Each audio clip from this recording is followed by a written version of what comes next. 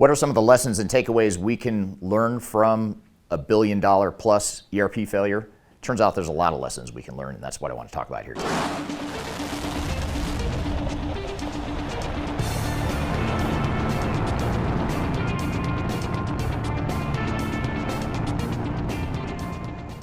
My name is Eric Kimberling. I'm the CEO of Third Stage Consulting. We're an independent consulting firm that helps clients throughout the world reach their third stage of digital transformation success.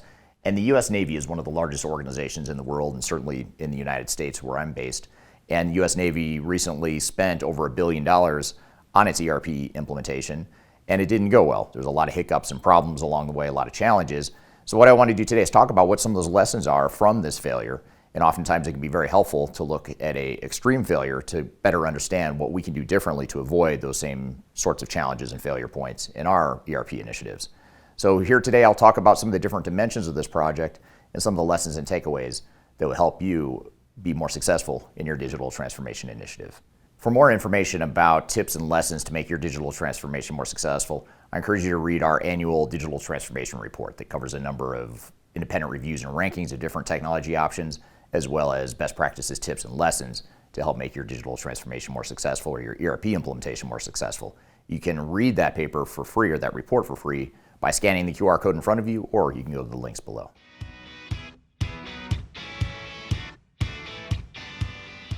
First, let's take a look at what actually happened in this project and what the scope of the project was. Essentially, what the Navy was trying to do in the U.S. Navy was to consolidate all of its legacy systems onto a single platform of SAP. And they started the project by doing 4 different pilots. So in other words, they used SAP on 4 different pilots or test or beta sites and beta implementations of the software, but they did it in 4 different parts of the organization. And during that pilot phase, they spent close to $1 billion when they realized that they were operating in silos and they had 4 totally different implementations happening that didn't have any sort of collaboration or coordination between them. So they shifted gears at that point and said they wanted to stop with the 4 pilots and instead go to a single ERP involving SAP across the entire organization. Now, this massive implementation was going to affect close to 90,000 employees that worked for the U.S. Navy. There were going to be dozens of integrations to other legacy systems that would remain even after SAP was implemented. And they eventually also had to cut the scope to ensure that they could finish the project within a reasonable time frame and budget, which to this date they still have not. From what I understand, they've not completed the project. But in this case, they decided they would cut out the shipyard operations, which is essentially all the inventory management with all the different shipyards that the U.S. Navy relies on throughout the world. And this is a pretty big deal because now they've cut out a really important part of the scope and an important part of the operations to run a U.S. military organization. So this is the backdrop of what the failure was. And as a result of this failure, the United States Oversight Department, called the GAO, came in and did an assessment that had to be reported to the U.S. federal government of what went wrong, why all this money was wasted, why this project was such a mess. And they had a number of conclusions and takeaways that came from that and recommendations for how to improve the project going forward. Now, from what I understand, the U.S. Navy has implemented and executed on some of those recommendations, but to this day, from what I understand, they're also still trying to get across the finish line with this ERP implementation. So what I want to do here today in the rest of this video is talk about what some of the lessons are, what some of the takeaways are, what some of the failure points are that can be applicable lessons to us as we go through our ERP implementations.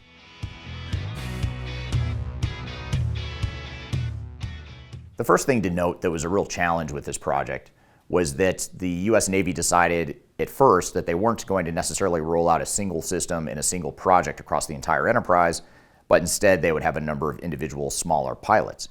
Now, the advantage of doing a pilot, which is essentially a narrowed down, skinny down version of an implementation that focuses on one part of the organization and is meant to minimize risk and to really help you get your arms around what it is you're deploying throughout the rest of the organization. One of the advantages is that it reduces risk and it's a little bit more manageable and palatable to an organization to do a pilot rather than trying to take on the entire full-blown organizational-wide implementation. So that's the good news. It does reduce risk. It can be lower cost. It gives you an out if you find that it doesn't go well. And at that point, you presumably haven't spent too much time and money and you have time to recoup your costs.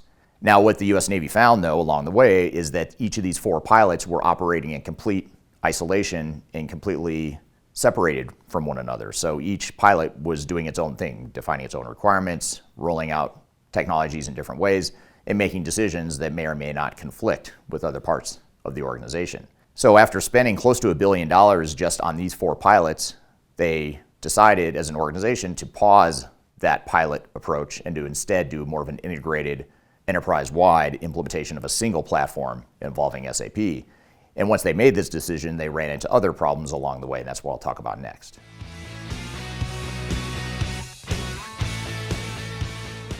Now, the U.S. Navy shifted from a pilot-based approach, which is sort of a decentralized, multiple implementation approach. They shifted gears and did a 180, and instead decided that they're going to consolidate systems across the entire organization into one platform.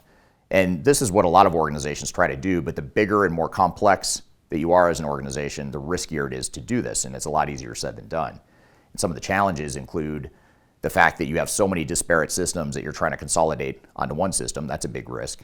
You also have the risk of the fact that now you're asking, or in some cases demanding, the entire organization to follow a common set of business processes, which may be the right answer longer term, but again, it's more painful than most organizations realize.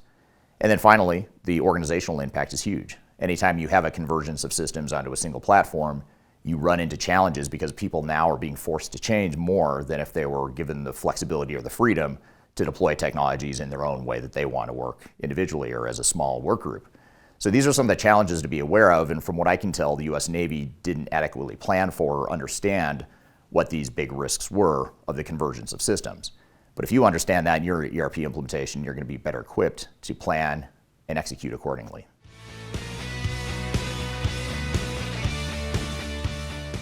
The other big variable in this project that seemed to create a lot of problems was the integration with legacy systems. There were certain legacy systems, I think there were several dozen legacy systems that were known that were going to remain even after SAP was implemented. And the reason for this is because there's simply some things that, due to regulatory needs or unique factors that military organizations have, SAP couldn't do everything they wanted to do, which is a normal phenomenon you find in large organizations, especially more complex, unique organizations. So it's not surprising that there were integration points to legacy systems, but the problem was that integration and those integration points to legacy systems create a lot of risk. That just means that's more work to do. You've got more integration to build. You've got to test more. You've got to make sure data flows appropriately. You've got to make sure people are using the multiple systems correctly. So there's a lot of complexity that gets introduced when you start to integrate legacy systems to your core ERP system. But again, if you know this going in and you plan accordingly and execute accordingly, you're going to be able to mitigate this risk. But clearly that's something that the U.S. Navy struggled with during their deployment.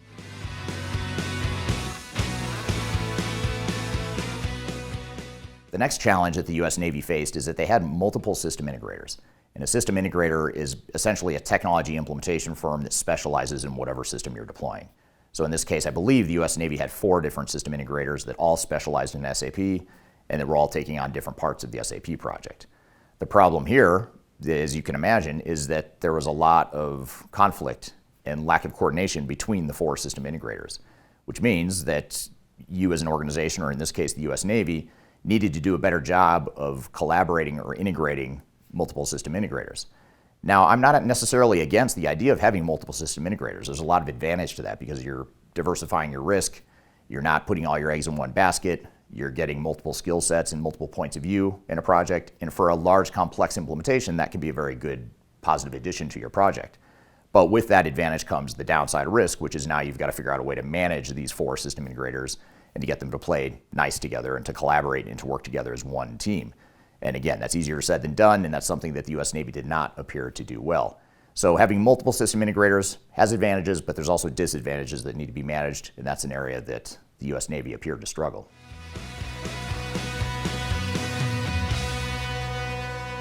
So what are the lessons here? What would I recommend to the U.S. Navy or any organization that's running into similar challenges as this case study? Well, first of all, I'd say that you want to have a clear set of business requirements. I didn't talk about business requirements earlier in the video, but that is something that the organization appeared to struggle with and didn't have a clear, unified set of business requirements that span the entire organization. So the better job you've done identifying, articulating, and documenting your business requirements across the entire enterprise, and also, by the way, making sure you prioritize those requirements, the easier it is going to be for you to find the right technology and to ultimately implement the right technology for your organization. So that's one thing, is to make sure you've clearly defined requirements up front. Next is to invest heavily in change management. In this case, I mentioned how they're consolidating multiple systems into one SAP platform. They're operating across the entire enterprise. They're doing integration to other legacy systems. They're working with multiple system integrators. That all equals and leads to a bunch of forced changes within the organization. For that reason, you need to make sure you invest very heavily in organizational change management. And the more complex and diverse you are as an organization, the more established and bigger you are as an organization, the more important this organizational change component becomes. In the case of the U.S. Navy, with close to 100,000 employees, it's one of the biggest organizations in the world and certainly one of the biggest military institutions in the United States. You can imagine there's a lot of change and a lot of tenure and a lot of baked ways of doing things that are very difficult for people to change. So it's important no matter what, but the bigger, more complex, and more diversified you are, the more important it is to have change management. And then finally, a third recommendation I would make in this case is to make sure you have a very strong, centralized PMO, or program management organization. Program management is different than project management in that program management is meant to manage multiple projects and work streams throughout a project. In this case, you had multiple system integrators, you had a lot of integration to legacy systems, you had a lot of data issues, you're moving off a lot of different legacy systems onto a single platform. There's just a lot of moving parts in this type of project. And no one outside system integrator is going to make that okay for you. So what you need to do is make sure you've got a strong centralized PMO, even if you need to hire that skill set or bring in consultants that can help. By the way, organizations like Third Stage Consulting are technology agnostic program managers that can help you with that. But you need to find, whoever it is, a party to help you centralize and manage that program in a way that's going to be effective. That ensures that you've got the right project governance and controls in place, and that you ultimately have a handle on the budget and the results and the timeline of your overall project. So these are just some of the things that we've learned from the failure at the U.S. Navy. I'll be curious to see how this project unfolds over time and ultimately what the project looks like once it's completed, assuming it is completed in the future. Now, if you're looking for more information and lessons from other ERP implementations and digital transformations, I encourage you to read my book called Lessons from 1,000 Digital Transformations. It's a consolidated list of the lessons that I've taken from having helped over 1,000 different organizations through their ERP implementations, and it's a good read for those of you that are looking for lessons and things that you can do differently on your digital transformation. You can read that book for free by scanning the QR code in front of you or going to the links in the description field below. So I hope you found this information useful and hope you have a great day.